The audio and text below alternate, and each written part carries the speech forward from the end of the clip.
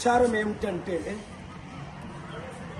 బెంగళూరులో పోలీసులు పర్మిషన్ ఇవ్వకుండా ఆపకుండా 1000 మంది ఏమో 1,00,000 మందో ఈ పరేడ్ చేసుకోవడం, సెలబ్రేషన్స్, 11 మంది చనిపోవడం, అంతేకాకుండా 50 మంది ఇంజ్యూర్ అవ్వడం ఏమవుతుంది మన దేశంలో. అంతేకాకుండా ఇప్పుడు నిర్మల్ చూడండి, తెలంగాణలో నిర్మల్లో ఒక రైతు బిడ్డ ఎంఆర్ఓ ఆఫీస్కి వెళ్తే పోలీస్ ఆఫీసర్ ఆయన ఎత్తుకొని వెళ్ళడం, ఒక దొంగనో టెర్రరిస్ట్నో తీసుకెళ్ళడం బాగాలేదు. అలాగే తెలంగాణలో కూడా ఎన్నో ఇన్సిడెంట్స్ ఇలా జరుగుతున్నాయి, ఒకటే కాదు నిర్మల్లో.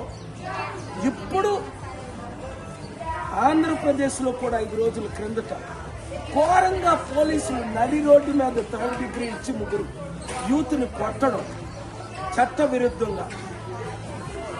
నిజంగా ఇది ఆలోచిస్తుంటే చాలా విచారంగా ఉంది, షాక్ అవుతున్నాను. ప్రజాస్వామ్యం ఉందా?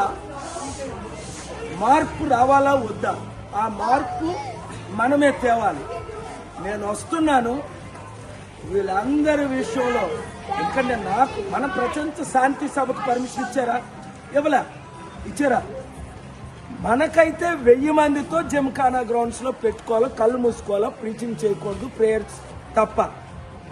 వీళ్ళకైతే ఎలాగ, ఇదే కాంగ్రెస్ గవర్నమెంట్ కర్ణాటకలో కూడా ఎలాగ 1,00,000 మందితో పరేడ్ చేయించారు.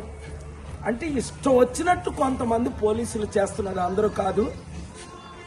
చట్టపరమైన చర్యలు తీసుకోవాలి, మార్పు రావాలి. ఈ వీడియో అందరికీ షేర్ చేయండి. Thank you very much.